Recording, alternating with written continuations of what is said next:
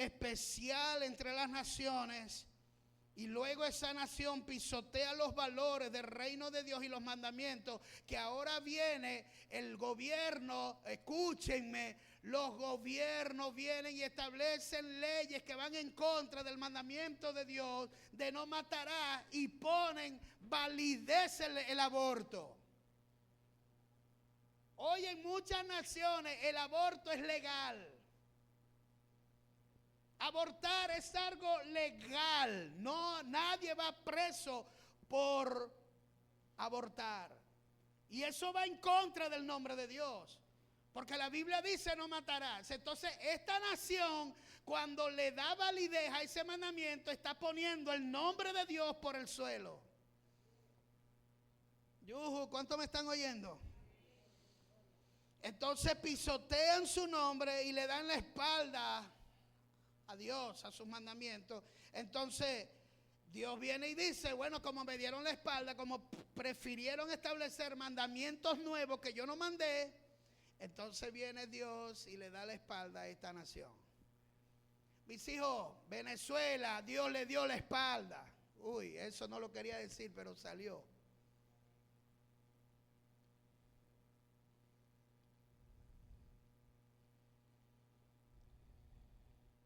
Ahorita deben estar las redes sociales, si nos están viendo, alborotados ahorita, comenzaron. ¿Está blasfemando? No, no estoy blasfemando. Desde 1914 hasta el 2025, Venezuela no ha podido crecer como ha debido de crecer, porque Venezuela le ha dado la espalda a Dios y se ha enfocado en la brujería, en la santería, y el pueblo de Dios que está hoy en día ha deshonrado el nombre de Dios. No estoy diciendo nada, estoy hablando lo que dice Ezequiel. Y Dios juzga a su pueblo. Y ya llevamos 11 años, para no decir más, y lo que falta. Porque hasta que nosotros no nos arrepintamos, hasta que nosotros no nos volvamos a Jehová, hasta que nosotros no nos convirtamos de corazón a Dios, Venezuela no va a volver a levantarse jamás.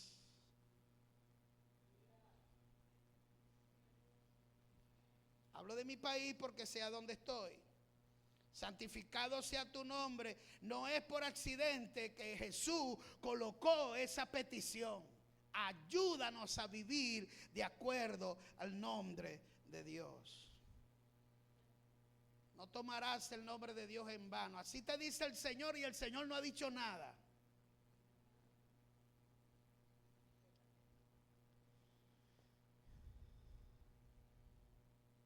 La palabra no tomarás el nombre de Dios en vano. En Éxodo 27 lo que está diciendo es vaciarlo de su contenido. El problema es que muchos todavía ignoran y deshonran el nombre de Dios porque no viven de acuerdo, no viven conforme al nombre de Dios. Yo creo que mejor que debiéramos ser sinceros en vez de estar diciendo, hermanos, metiendo a Dios en cosas que no debemos de meter. No, este es el diseño, esto es lo que Dios me dijo, esto es lo que vamos a hacer. Y Dios no le dijo nada, son ideas de ella, son ideas de Él, son simplemente cuestiones, invenciones de Él. Y está metiendo a Dios y está metiendo al Espíritu Santo y está deshonrando el nombre de Dios. No es mejor decir, hermano, yo creo, a mí me parece, ¿qué le parece si lo hacemos así, así? Es lo que a mí me parece, creo que hasta es más sincero. Pero tú sabes por qué la gente no hace eso, porque ellos quieren meter el nombre de Dios para que sus palabras tengan peso, tengan validad y nadie tenga que contradecirles nada. Aquí eso tiene que acabarse. Y a su nombre. ¿Están aquí o se fueron? Entonces en esta primera petición, si el nombre de Dios no está siendo santificado en mi vida, escucha hermano, si nosotros no estamos santificando el nombre de Dios en nuestra vida personal, no esperen nunca que Dios responda a sus oraciones. No esperemos jamás que Dios vaya a responder a ninguna de nuestras peticiones. Porque estamos deshonrando. Y a su nombre. Es como le dije la semana pasada, imagínate tú que un padre bendiga a su hijo rebelde y todo lo que el hijo hace rebelde se lo aplaude y todo lo bendice. Y ese hijo rebelde, Dios lo bendice, vienes a ver, le estás haciendo un daño porque ese niño no está siendo corregido. Al rebelde no se bendice, al rebelde se corrige. Entonces primero comenzamos, Padre nuestro que estás en los cielos, santificado sea tu nombre. Ahora viene y dice, venga tu reino. Diga conmigo, venga tu reino. Yo tengo que hacerme unas preguntas. Lo que yo leo esto, venga tu reino, yo tengo que hacerme unas preguntas. ¿A dónde tiene que venir el reino de Dios? ¿Cuándo tiene que venir? ¿Será que va a venir ahora en el presente o va a venir en el futuro? ¿Qué es el reino de Dios? ¿Cómo luce el reino de Dios? ¿Cómo se entra en el reino de Dios? El reino de Dios, mis amados, representa el gobierno de Dios. El gobierno de Dios, la autoridad de Dios, la monarquía de Dios. En el ejercicio de su autoridad soberana de Dios. Dios fue gobernante en el pasado, es gobernante en el presente y es gobernante en el futuro. Diga conmigo, Dios gobierna. Entonces ese es el gobierno de Dios en su ejercicio. Entonces el reino de los cielos es esa autoridad soberana.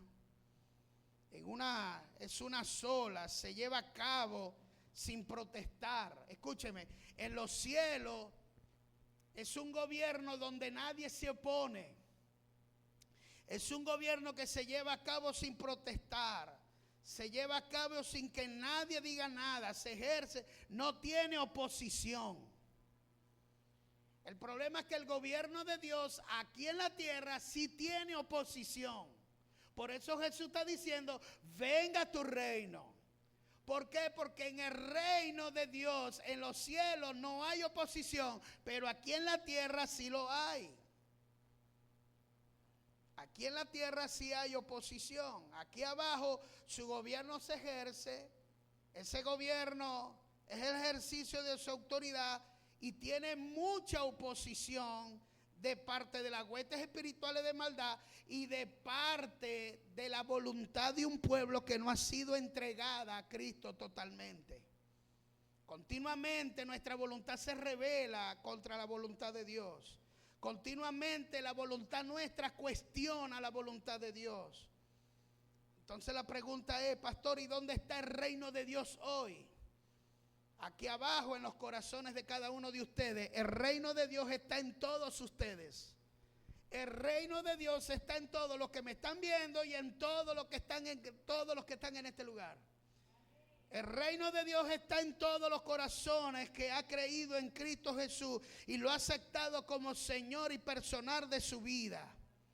Y a su nombre. Ese reino está en aquellos corazones que se han rendido a Cristo totalmente, que se han rendido a los pies de Cristo. Esa autoridad se ejerce, no hay oposición allí. Entonces, pero cuando no entiendes muy bien claro, venga tu reino, esa autoridad que se ejerce va a ejercerse con una oposición, con una resistencia, con una carne que no quiere, con una carne que no quiere congregarse, que no quiere ayunar, que no quiere hacer es la voluntad de Él, no la voluntad de Dios. Quiere hacer lo que Él quiere, no lo que Dios quiere. Y a su nombre. Fíjese que fuimos trasladados al reino de su Hijo amado. Colosenses capítulo 1 verso 13. Vamos a leerlo un momento para que tú leas algo poderoso allí, porque te quiero mostrar algo. Dice Colosenses en la Reina Valera, dice Colosenses capítulo 1 verso 13, que Cristo nos trasladó, el cual nos ha librado de la potestad de las tinieblas y nos ha trasladado al reino de su amado Hijo. ¿Qué nos libró el Señor? Diga conmigo, de las tinieblas. ¿Y por qué hay tanto pueblo que todavía vive en tinieblas? Si usted dice, pastor, que el reino de Dios está en nuestros corazones, entonces ¿por qué hay tantos cristianos que tienen tinieblas en su corazón? Porque es que el reino de Dios no ha tomado absoluto control en esa persona. Por eso dice Primera de Juan capítulo 2 verso 8, Nueva Versión de las Américas. Dice Primera de Juan capítulo 2 verso 8, por otra parte les escribo un mandamiento nuevo, el cual es verdadero en él y ustedes, porque las tinieblas van pasando. Diga conmigo, las tinieblas van pasando. No dice que ya pasaron. Dice que todavía en nuestras vidas van pasando. ¿Por qué crees que hay tanta gente que se va de la iglesia? ¿Por qué crees que hay tanta gente, aleluya, que hoy es cristiana, comienzan a alabar a Dios, glorifican a Dios, pero después retroceden atrás? Porque lamentablemente este cristiano no ha entendido que la guerra no es con ese hermanito hijo de madre, sino es con el diablo y sus demonios. Tu problema no es con el hermanito. Ese hermanito tiene tiniebla. Tu problema es con los demonios que están perturbando a ese cristiano. A ver, ¿cuántos me están oyendo? Entonces, las tinieblas van pasando y la luz verdadera ya está alumbrando, pero lamentablemente en él todavía hay espacio en tiniebla. En él todavía hay tiniebla, hermano. En tu hijo hay tinieblas, hasta tú hay tinieblas, hasta en mí hay tinieblas. Entonces, ¿qué tengo que hacer yo? Hacer que la luz de Cristo resplandezca en mis espacios oscuros. Y a su nombre, yo tengo que hacer que el reino de Dios, que es luz, resplandezca en mi vida y que las tinieblas que me están agobiando se vayan por completo. Verso número 9. El que dice que está en la luz y aborrece a su hermano,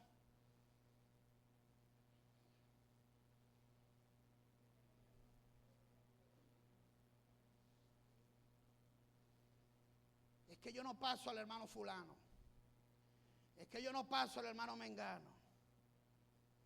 Hermano, tienes tinieblas.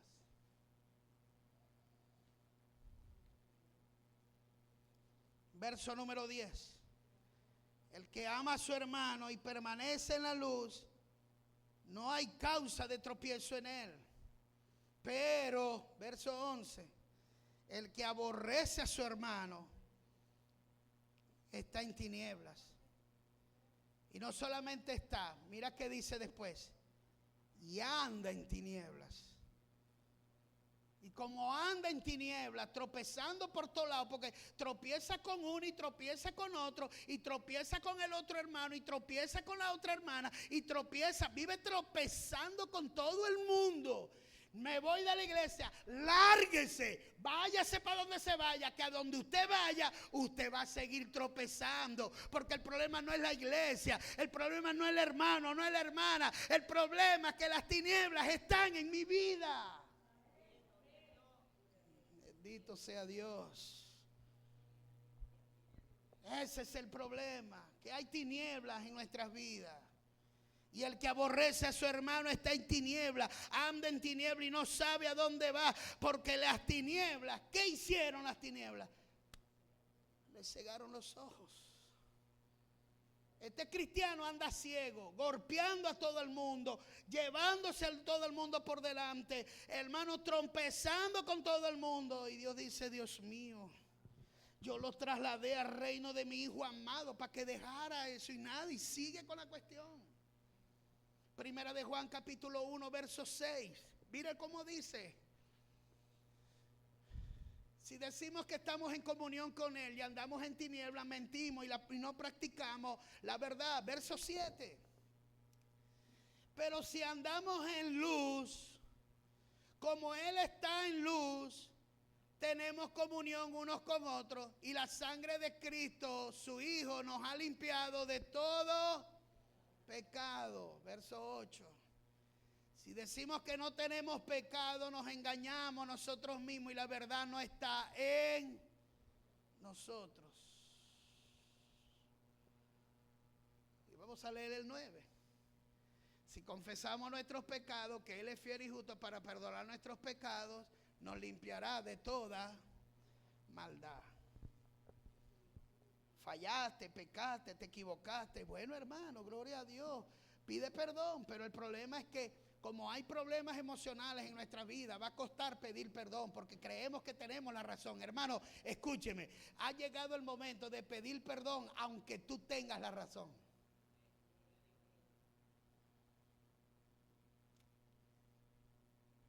Y a su nombre. Mire lo que dice Juan, Reina Valera, hijo, Juan 1:13. Judas, libro de Judas 1:13. Dice Judas, el capítulo 1, verso 13, las cuales dice: fieras ondas del mar que espuman su propia vergüenza. Son estrellas errantes por las cuales están reservadas eternamente la oscuridad de las tinieblas. ¿Usted sabe quiénes son las estrellas errantes? Las estrellas errantes es aquel cristiano que dice: no voy más a la iglesia, no me congrego más a la iglesia, ahora me voy a congregar por la radio, escucho la radio, veo las cosas por el internet, ya yo no me relaciono con más nada, no necesito, no voy más, ahora me voy a congregar por aquí, voy a escuchar la radio, mejor escucho al pastor por las redes sociales, y se convierte en un errante de iglesia en iglesia porque no sabe a dónde estar, no se quiere plantar en ningún lado. ¿Por qué? Porque este cristiano lamentablemente no ha entendido que a él, si no cambia esa conducta, el infierno es lo que le va a estar esperando. Y a su nombre. Primera de Pedro capítulo 2 verso 9. Estamos hablando de venga tu reino. Y dice Primera de Pedro capítulo 2 verso 9: mas vosotros sois linaje escogido. Diga conmigo: yo soy linaje escogido, real sacerdocio, nación santa, pueblo adquirido por Dios, para anunciar las virtudes de aquel que nos llamó de las tinieblas a la luz admirable. Yo estoy en luz, pero todavía tengo tinieblas. Diga conmigo: echo fuera las tinieblas. Por eso yo les decía ayer, nosotros tenemos tinieblas en nuestras vidas. Fíjense que cuando nos van a presentar con alguien, que vamos a conocer a alguien, nosotros ¿qué mostramos? El lado bonito. ¿Por qué no muestras el lado oscuro? ¿Por qué no muestras tu mal carácter? ¿Por qué no muestras esas arrancadas de carácter que tienes? No, porque no quieres que la persona se lleve una mala impresión, una mala imagen de ti. ¿Por qué no te echas un peo delante de él?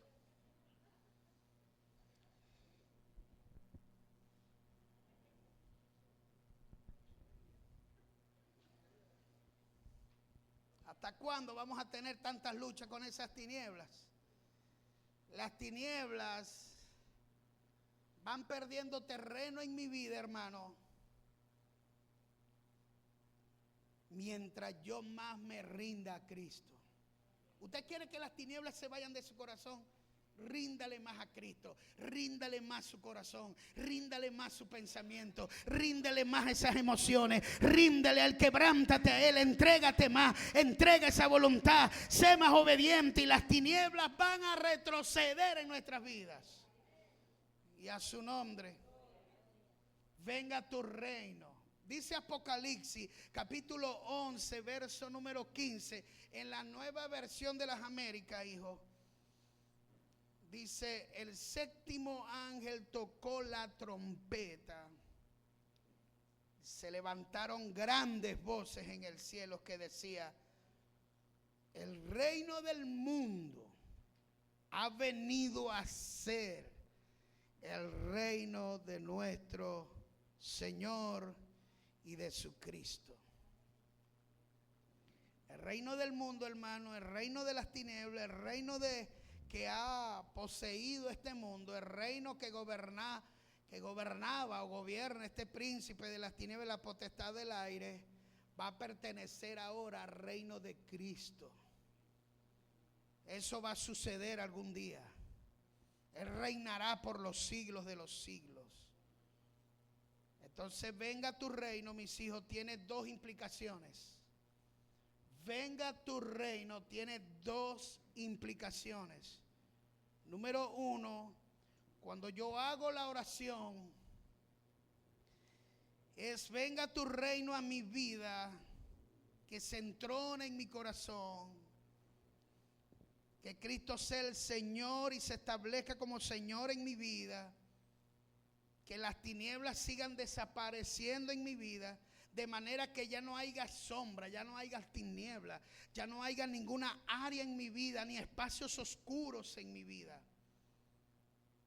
Que no haya ningún resentimiento, ninguna espina en el corazón contra alguien.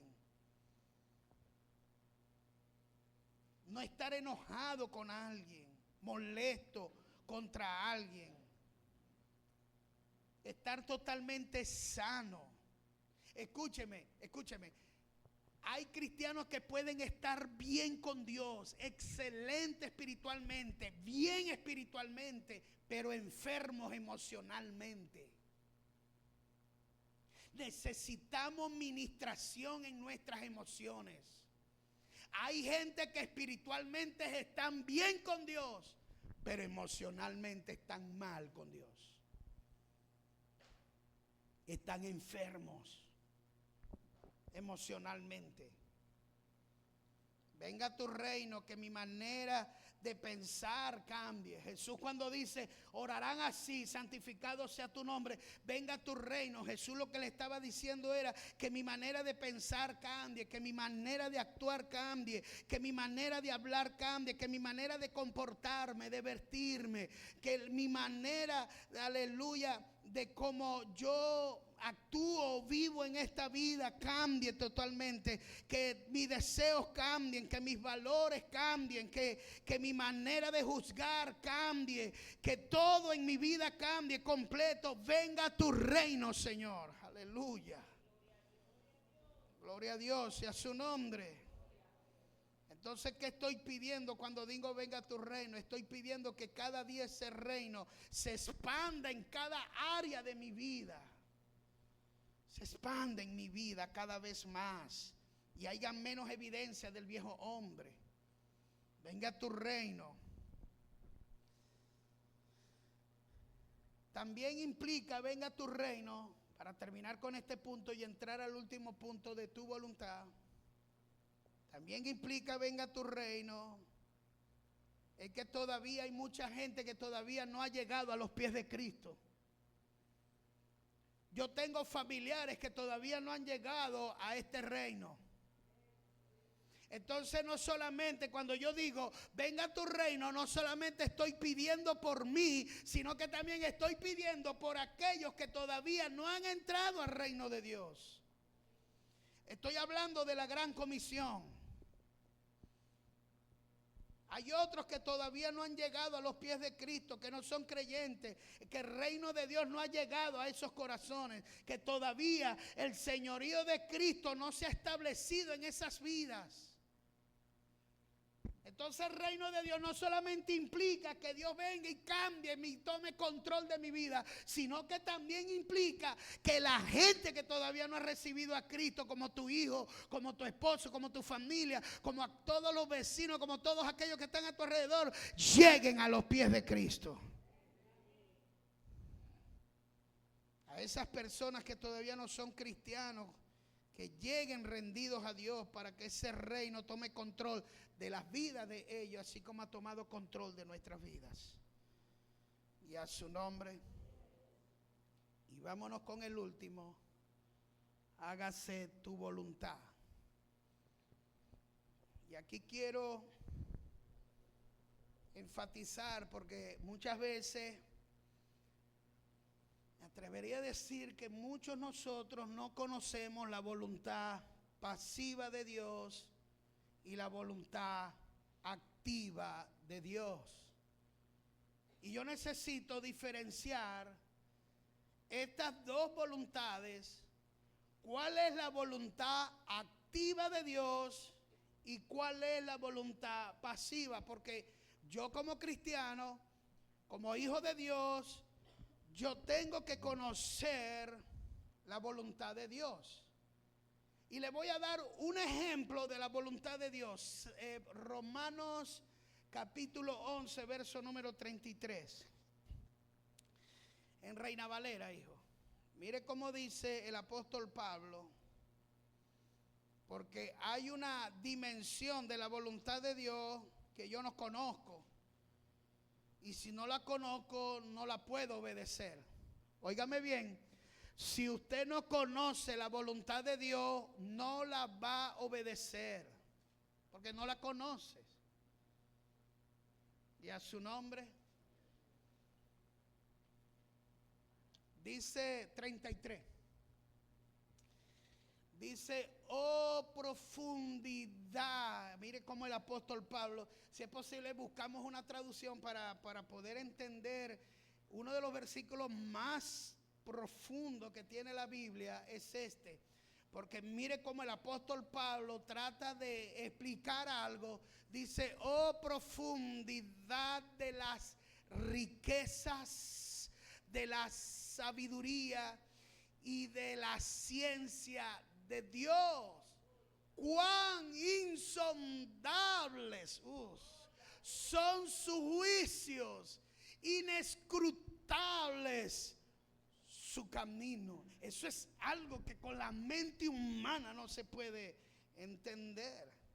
Insondables, inescrutables.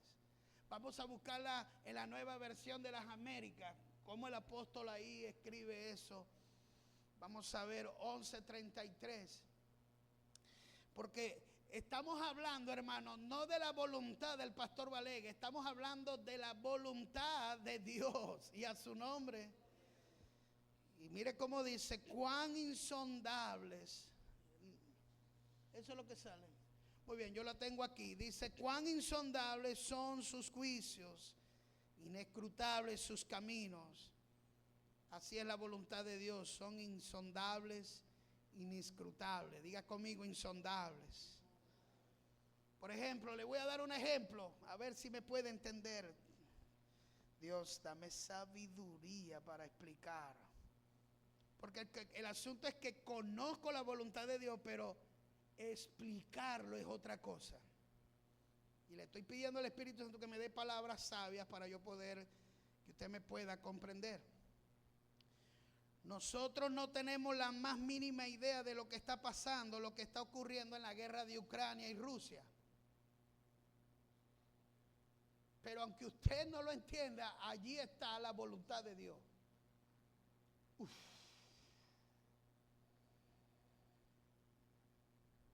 Usted no tiene ni idea la guerra que hay ahorita en Israel e Irán.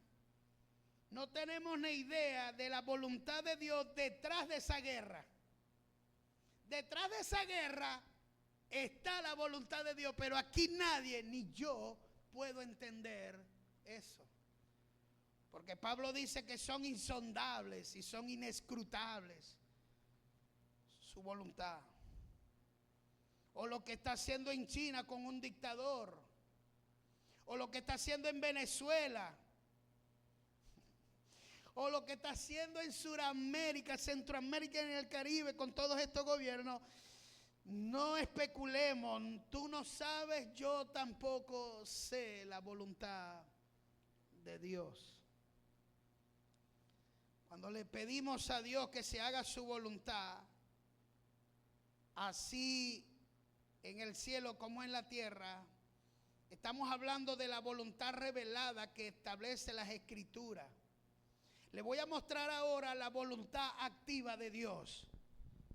La voluntad activa. Vamos a usar ahora pura Reina Valera para que puedan entender, porque si usamos las otras, Primera de Pedro 2:15. Le voy a mostrar la voluntad activa de Dios. Voluntad activa. Está escribiendo, anote. Voy a aprender ahora de la voluntad activa. La voluntad activa de Dios es así. Porque esta es la voluntad de Dios, que haciendo el bien, hallar y callar la ignorancia de los insensatos. Esa es la voluntad activa de Dios. ¿Por qué es la voluntad activa? Porque está escrita. ¿Por qué es la voluntad activa? Porque está establecida. ¿Por qué es la voluntad activa? Porque la voluntad de Dios, cuando está escrita, está activa. ¿Por qué está activa? Porque está escrita. ¿Por qué está escrita? Porque de alguien Dios permitió que se escribiera para que la conociéramos.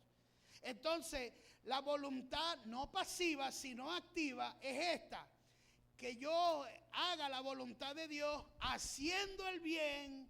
¿Para qué? Para callar la ignorancia de los hombres insensatos. Dice Dios, si tú quieres taparle la boca a la gente, no es diciéndole 4, sino más bien haciendo el bien. Esa es la voluntad activa. Esa voluntad es fácil de entender. ¿Cuántos creen que entendieron esto? Esto es fácil. Te voy a mostrar otra. Primera de Juan capítulo 2, verso 17. Primera de Juan 2, 17. Le voy a mostrar otra voluntad de Dios. El mundo pasa y sus deseos, pero el que hace la voluntad de Dios, ¿qué hace? Oído. Cuando alguien se sale de la voluntad de Dios, ¿qué pasa? Deja de permanecer en las cosas de Dios. Cuando alguien deja de hacer la voluntad de Dios en una iglesia, ¿qué pasa? Se va. Porque Él dice que va a hacer la voluntad de Dios en otro lado. No. Escúcheme. El que hace la voluntad de Dios permanece. Eso, escúcheme. Eso de que, bueno, hermano, ya aquí mi tiempo se acabó. Ya yo hice lo que iba a hacer. Ya eso es cuento. Eso es simplemente ocultando algo que tiene en su corazón que no quiere resolver. Que es mejor salirse por la puerta de atrás que enfrentar el problema y resolverlo. No, yo mejor me voy de la iglesia. Claro, porque no quieres hacer la voluntad de Dios. Cuando una relación, un matrimonio no permanece, ¿por qué no permaneció ese matrimonio? Se salieron. Cuando un noviazgo no permanece, sino que el otro se va y el otro se va para otro lado y hacen desparrama. ¿Qué fue lo que pasó? No permanecieron en la voluntad de Dios. Cuando alguien entrega el cargo y se va, ¿qué pasó? Se salió de la voluntad de Dios. Le voy a dar otro. A ver si... Tesalonicenses capítulo número 5, verso 18. Vamos a ver si saben qué es la voluntad de Dios. Estoy hablando de la voluntad de Dios activa. Da gracias en todo. Cuando hablamos de todo, ¿de qué nos estamos refiriendo? Que si a mí se me muere mi esposa esta noche, ¿qué tengo que hacer yo? Levantar las manos. Se te murió el hijo, ¿qué tienes que hacer? Se te quemó el arroz, ¿qué tienes que hacer? Todo lo que te sucede, dice Pablo, que obra para. Entonces, como no entendemos la voluntad de Dios, nadie va a dar gracias a Dios por esas cosas. Pero dice la Biblia, da gracias en todo porque esta es la voluntad de Dios para con vosotros en Cristo Jesús.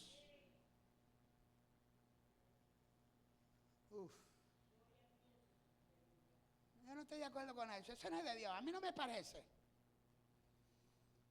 A ver, Hebreos 10:25. Vamos a ver. Voy a tratar de no explicar Hebreos 10:25. A ver si usted puede entender Hebreos 10:25. ¿Cuál es la voluntad de Dios? A ver, si usted lee el versículo, dice, no dejando de congregarnos, como algunos tienen por costumbre. Aguántelo allí. Si yo me dejo de congregar, ¿estoy haciendo la voluntad de Dios? ¿Verdad que está fácil? Ya ustedes conocen la voluntad de Dios. Fíjense que dejarme de congregar, ya sé que no es la voluntad de Dios. Si yo estoy casado, mire lo que dice 1 Tesalonicenses 4, del verso 3 al 8. Esto es para los casados.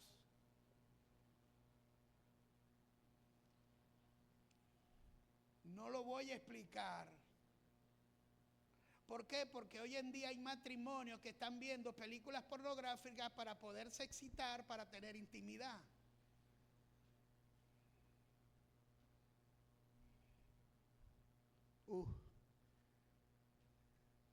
Quiero que me hagas así, me hagas así, me hagas asado. Y mira lo que está diciendo acá.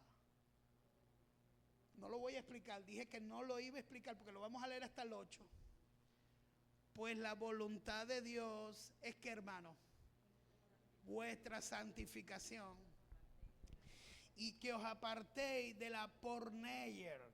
La palabra fornicación, recuerde que fornicación es tener relaciones fuera del pacto matrimonial. Adulterio es tener relaciones dentro del pacto matrimonial. ¿Cómo así? Que yo estoy casado pero tengo otra relación aparte. Eso es adulterio. Fornicación es que las personas no estén casadas y estén teniendo relaciones. ¿Usted me está oyendo? Pero aquí la palabra fornicación significa porneia, que significa toda obra sexual impuro o todo lo que tiene que ver con pornografía. Verso número 4. Que cada de vosotros sepa tener su propia esposa, ¿en qué? En santidad y en honor, no en cosas raras. Verso 5. No en pasiones de concupiscencia como quienes, como los que no tienen a Cristo, como los que no conocen a Dios. Verso 6. Que ninguno agravie, engañe en nada a su hermano. Está hablando del esposo o de la esposa, porque el Señor es vengador de todo. Recuerda que tu esposa es hija de Dios y es tu hermana. Recuerda que tu esposo es hijo de Dios y es tu hermano. Y dice, porque el Señor es vengador de todo esto, como ya lo hemos dicho y testificado. Verso 7. Pues no nos ha llamado Dios, oído los matrimonios, a la inmundicia, sino a la ¿qué? A la santificación. Verso 8. Así que el que desecha esto no está desechando ¿a quién? Al hombre, sino a Dios, que también nos dio su Santo Espíritu. Y a su nombre, a ver, denle un aplauso a esos pasajes poderosos de la voluntad activa de Dios. ¿Cuántos me están oyendo, mis hijos? Gloria a Dios. Entonces, esta es la voluntad de Dios que tiene que seguir siempre a diario, permanente. Esa petición, hágase tu voluntad, tiene la idea de que necesito en mi vida obediencia para que poder hacer la voluntad de Dios activa. Ahora yo quiero que leamos cuál es la voluntad pasiva. Esta es la más difícil de entender. Escúcheme, la voluntad pasiva de Dios no está escrita. La voluntad activa es la que está escrita. La voluntad pasiva es la voluntad que Dios tiene en su mente y en sus planes, pero no está escrito en un papel. Mira lo que dice 1 de Pedro 4:19, porque necesito explicarte cuál es la voluntad pasiva. Esta es la voluntad más difícil de comprender y entender. Mire lo que dice. ¿Cómo dice Pedro 4:19? Dice, de modo que los que padecen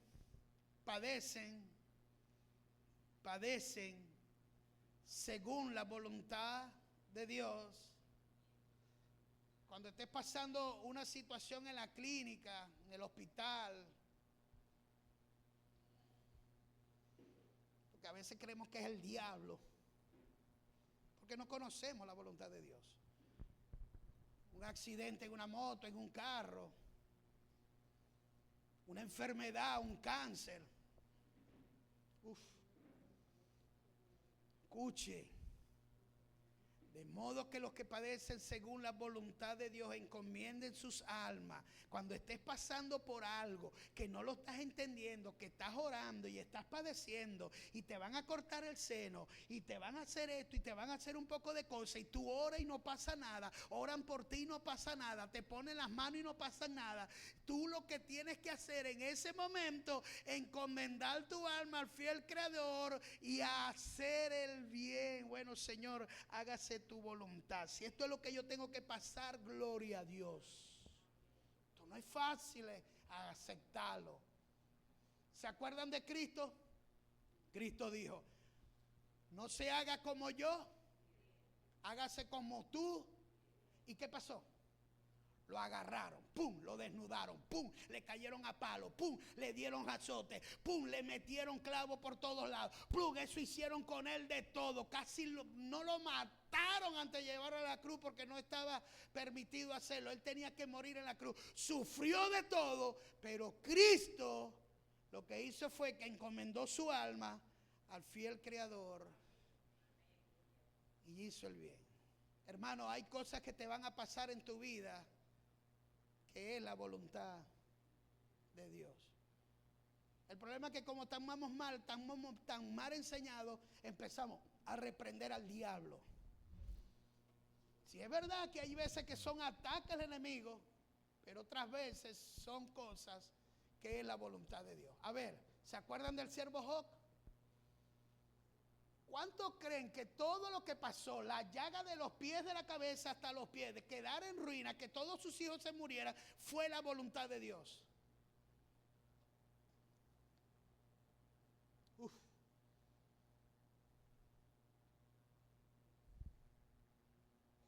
Y el que me diga a mí que eso no fue la voluntad de Dios, entonces ¿qué fue entonces, hermano? Si Satanás y Dios tuvieron que conversar y le dijeron, bueno, vamos a ver, y ellos hicieron una apuesta y dijeron, bueno, mira, yo voy a dejar, puedes tentar todo, pero no toques su vida, haz con él lo que él quiera, pero eso sí, su vida no la toques. Porque la disputa era si Job alababa o negaba a Dios o no lo negaba. Y eso hasta el día de hoy sigue. Por eso tú vienes que te ven ataques, te vienen ataques. Es para ver si vas a negar a Dios o vas a levantar la mano y vas a decir, gloria a Dios, Señor, alabo tu nombre, bendigo tu nombre. No entiendo lo que estoy pasando, pero hágase tu voluntad en mi vida.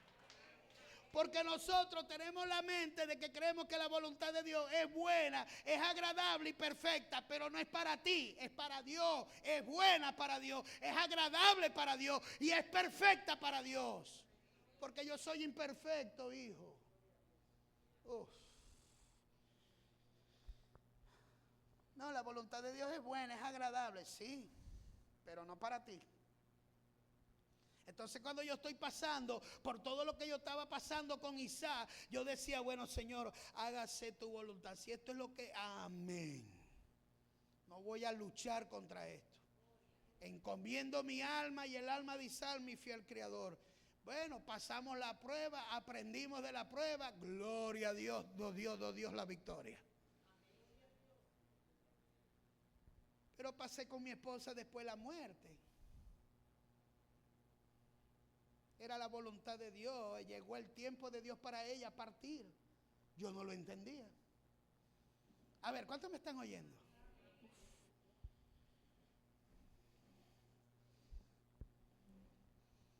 Voy a hacer la voluntad de Dios pacientemente. No me voy a rebelar contra la voluntad de Dios. No me voy a irar contra la voluntad de Dios. No me voy a enojar con Dios. Aunque no entienda nada lo que esté pasando, no me voy a enojar. Vamos a tener que hacer como Cristo. Activamente voy a buscar que pase de mí esta copa. Cristo le dijo, si es posible, pasa de mí esta copa. Pero está bien, si me la tengo que beber, me la bebo, no hay problema. Bueno, igual nosotros. Yo primero voy a luchar. Si no entiendo, yo voy a luchar. Bueno, que no pase por esta copa. Pero si no, bueno, está bien, pásemela para acá, me la bebo entonces. Saca. ¿Usted sabe por qué el pan del cielo se llama maná? Porque maná significa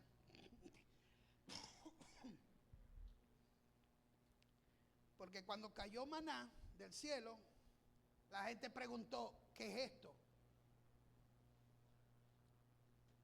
Maná significa, ¿qué es esto? Y cuando estés pasando algo con tu hija, con tu hijo, financiero, con tu salud, pase lo que pase, y estés preguntando, ¿qué es esto? Dios te está diciendo, maná del cielo, cómetelo. Uf.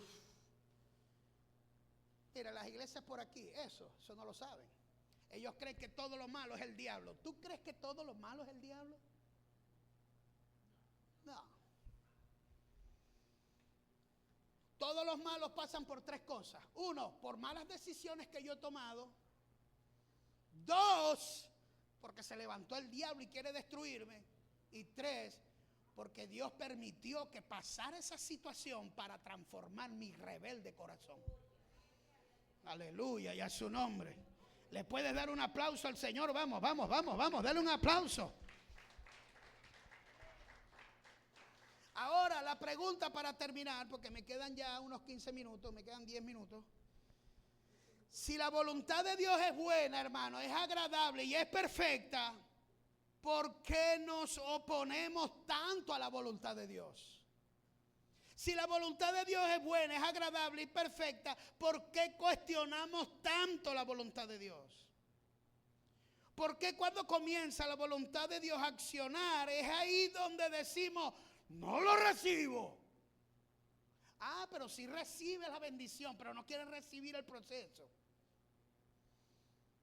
No lo creo, no lo soporto, no lo acepto. Bueno, hermano, lamentablemente esto es así. Yo quiero animarte acerca de la voluntad de Dios pasiva y activa en nuestras vidas. Para que cuando estemos orando, estés pensando, esto es lo que estoy pidiendo, esto es una oración extraordinaria, orar conforme a la voluntad de Dios. Yo te voy a dar los 10 mandamientos de la voluntad de Dios hoy.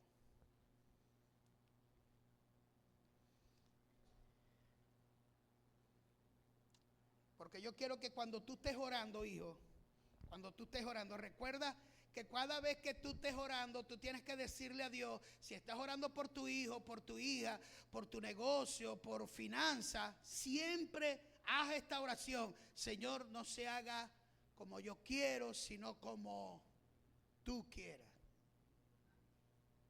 Porque recuerda, Dios no viene a hacer lo que a ti te da la gana. Somos nosotros que vamos a hacer lo que a Dios quiere. Eso que yo decreto, yo profetizo, yo declaro, no funciona con Dios. No eres tú. Se ha enseñado a amar a la iglesia. No es tu voluntad. Imagínense si Dios hubiese permitido que la voluntad sea de nosotros, tuviéramos peor todavía. Porque nuestra voluntad es egoísta, es carnal, es humana, es almática. Entonces te voy a dar unos tips importantes acerca de la voluntad de Dios. El gran diseño de Dios en su palabra es hacernos y convertirnos en hacedores de la palabra de Dios. Escúcheme, cada vez que tú estés orando y tú le digas, Señor, hágase tu voluntad, tú lo que le estás diciendo es esto: Señor, yo quiero vivir tu palabra. Que sea tu palabra en mi vida. ¿Cuántos me están oyendo? Quiero ser hacedor de tu palabra, no solamente un oidor, hacedor. Esa es tu voluntad. Porque escúcheme, la palabra de Dios es la voluntad de Dios. Otra vez diga conmigo, la palabra de Dios es la voluntad de Dios. Diga, la palabra de Dios es la voluntad activa de Dios. Pero la otra palabra que no está escrita de Dios es la voluntad pasiva. Es lo que Dios tiene planeado para mí, pero yo todavía no lo conozco. Escúchenme, todos aquí Dios tiene planes. Tú no lo conoces, yo tampoco. Y cuando comiences a vivir algo que no entiendas y no comprendas, acuérdate de esta enseñanza. El pastor una vez dijo que encomiende mi alma al fiel Creador. Señor, si esto es lo que tengo que vivir, amén.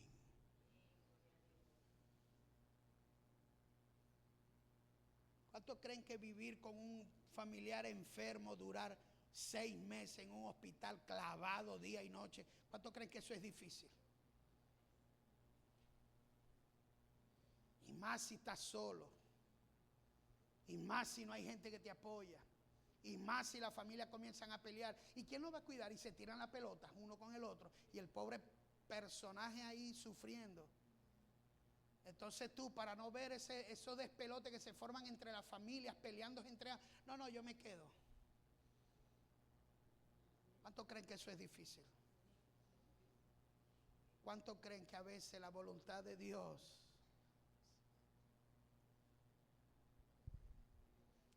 ¿Sabes qué me dijo una vez una mujer? Me dijo esto: pastor, ¿usted está orando por mí? Sí, hija, yo estoy orando por mí, por ti, claro. ¿Y qué está orando? Yo, cuando me dijo, yo dije, esta mujer es atrevida, ¿y qué estoy llorando? Bueno, hija, estoy orando para que Dios te dé fortaleza. ¿Y sabes qué me dijo? Yo prefiero mejor que ore usted de esta manera. Fíjese lo que me dijo esta mujer. Me dijo, ore para que Dios me haga entender el por qué yo estoy en esta situación con este hijo, y que en medio de esto que yo estoy viviendo tan adversa, yo no pueda renegar y yo pueda cumplir con la voluntad de Dios. Ore por eso.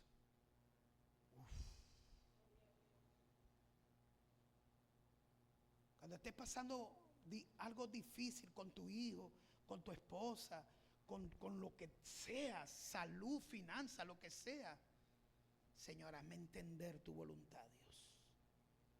Amén. Número 2. La meta de todas las promesas de Dios es llevarme a hacer la voluntad de Dios. Número 2. La meta de todas las promesas de Dios es llevarme a hacer la voluntad de Dios. Todo lo que Dios te ha prometido, la meta de esas promesas es llevarte a ti y a mí a que cumplamos la voluntad de Dios.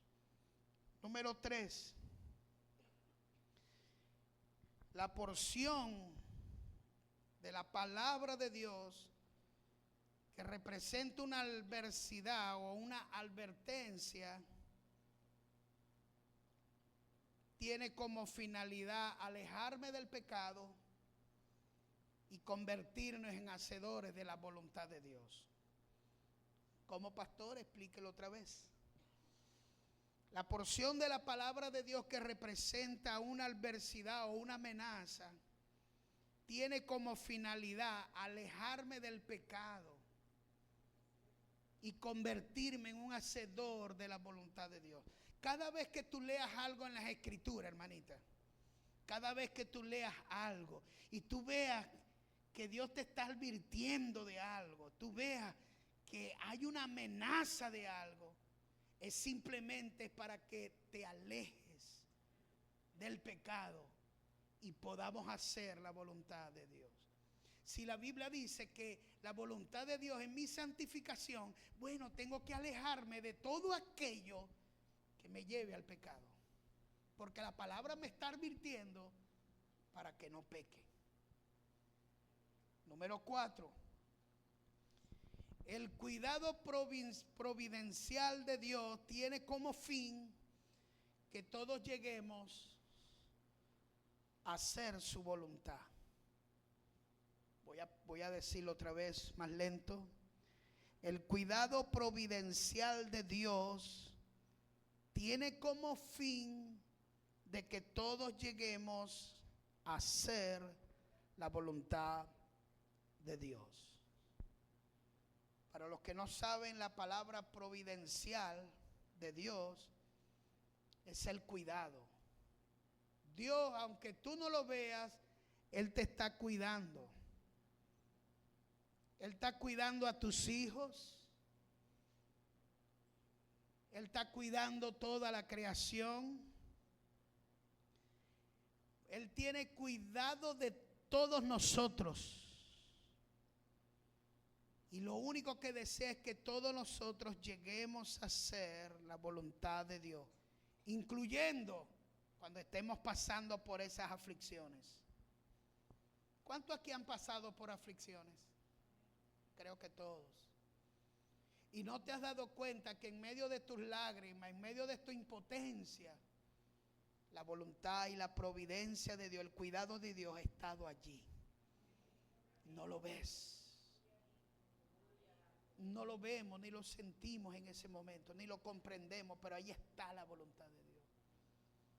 Deja ya de estarte quejando porque mataron a ese ser querido, porque murió esa persona. Ya, déjalo ir. Déjalo ir. Yo le voy a decir algo, hermano. Una de las cosas,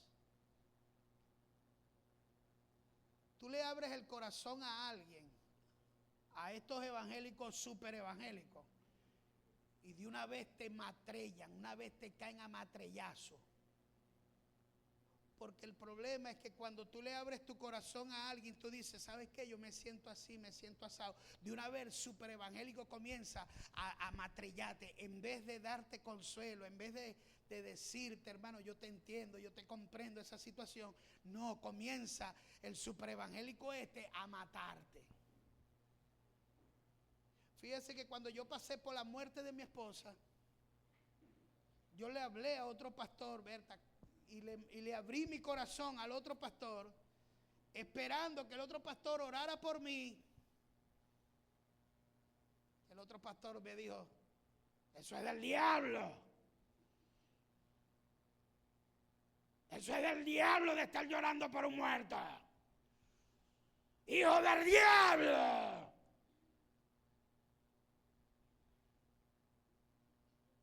Y solamente tenía 5 días de muerta mi esposa.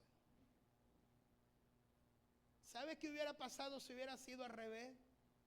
Que ese pastor me abriera su corazón y me dijera todo lo que yo le dije. No le hubiera dicho nada, le hubiera dado un abrazo y me hubiera puesto a llorar con él. Y hubiera levantado una oración por él. Y a su nombre. Hermano, cuando tú veas sufriendo a un hermano, no lo juzguemos. Oremos por él. Número 5, vamos a terminar. Al hacer su voluntad, nosotros mostramos que tenemos el amor de Cristo en nuestras vidas. Cuando nosotros hacemos la voluntad de Dios, nosotros le estamos mostrando a Dios de que nosotros lo amamos a Él. Por eso Jesucristo dijo, si me amáis mis mandamientos, si me amáis, guardad mis mandamientos. Creo que está en Juan 14:15. Si me amáis, guardad mis mandamientos. Porque cada vez que tú haces la voluntad de Dios, aunque tengas todo al verso, gloria a Dios. Usted sabe, escúcheme, usted sabe por qué no se hundió el arca de Noé. No se hundió, no fue porque Noé hizo el arca excelente. No se hundió porque Noé estaba aportando la voluntad de Dios de una manera sobrenatural. Hermano, y no importa qué tormenta se levante contra ti, no importa qué diablo se levante contra ti, no importa, hermano, qué diluvio se levante contra ti, si tú eres portador de la voluntad de Dios, no hay tormenta que te pueda hundir, no hay nada que pueda venir a tu vida, no hay nada que te pueda destruir. A ver, diga gloria a Dios y a su nombre. Cada vez que tú haces la voluntad de Dios, tú le dices a Dios, yo te amo, Señor. Si me amáis, guardad mis mandamientos. Número 6. Hacer la voluntad de Dios es para mí beneficioso. ¿Usted sabía que cuando tú haces la voluntad de Dios, eso va a ser beneficioso para ti? Te va a bendecir. Por eso dice Mateo 7:21. Aleluya, que los únicos que van al cielo son los que hacen la voluntad de Dios. No todo el que me dice Señor, Señor entrará al reino de los cielos, sino el que hace la voluntad de mi Padre que está en los cielos. Ese es el que va a entrar. Entonces la voluntad de Dios es beneficiosa. A ver, ¿cuántos dicen amén a eso? La voluntad de Dios es un privilegio. A ver, diga conmigo, la voluntad de Dios es un privilegio. Hacer la voluntad de Dios es un privilegio, es un honor. Juan 6:38. Dice Juan capítulo 6, verso 38. Uno de sus discípulos, Andrés, 38, hijo. Dice, porque he descendido del cielo no para hacer mi voluntad, sino la voluntad del que me envió. Cada vez que usted hace la voluntad de Dios es un privilegio, es un honor hacer la voluntad de Dios. Cuando estés orando, Señor, hágase tu voluntad, y estés pasando por un momento que no entienda, pero es la voluntad de Dios, hermano, recíbalo como el privilegio de Dios. Vas a llorar, gloria a Dios, sécate las lágrimas y sigue para adelante. Número 8, hacer la voluntad de Dios nos hace semejante al carácter de Cristo.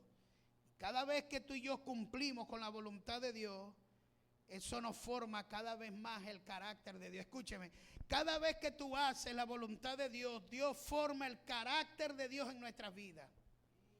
Cada vez que hacemos la voluntad de Dios, el carácter de nosotros se va formando cada vez más y más y más.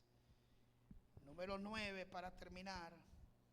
Hacer la voluntad de Dios nos trae paz en la vida y en la muerte.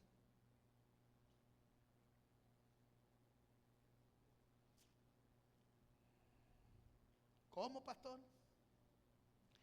Hacer la voluntad de Dios nos trae paz en la vida y en la muerte.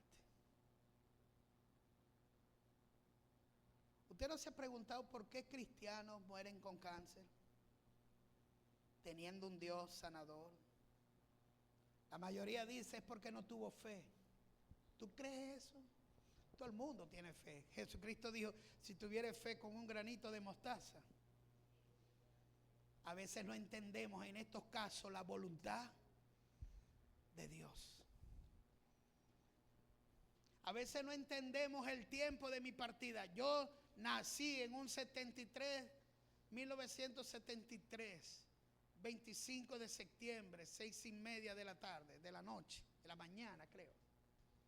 No manera, ahora le pregunto a la hermana Fela para confirmar. Entre truenos y centellazos. Estaba lloviendo, dice mi madre, cuando yo vine a este mundo. En el Castillo Plaza, un huracán fue lo que me trajo.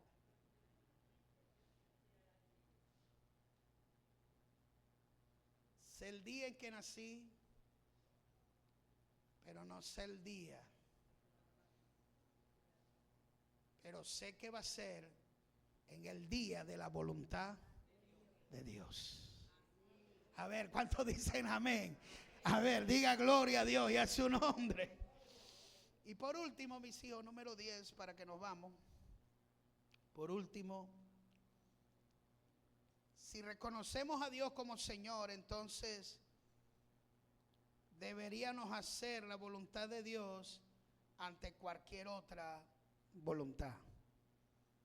Si yo reconozco a Dios como mi Señor, entonces yo tengo que hacer la voluntad de Dios por encima de otras voluntades. Ese es el estudio de este día, y damos por concluida la enseñanza de hoy. Amén. ¿Cuántos dicen gloria a Dios?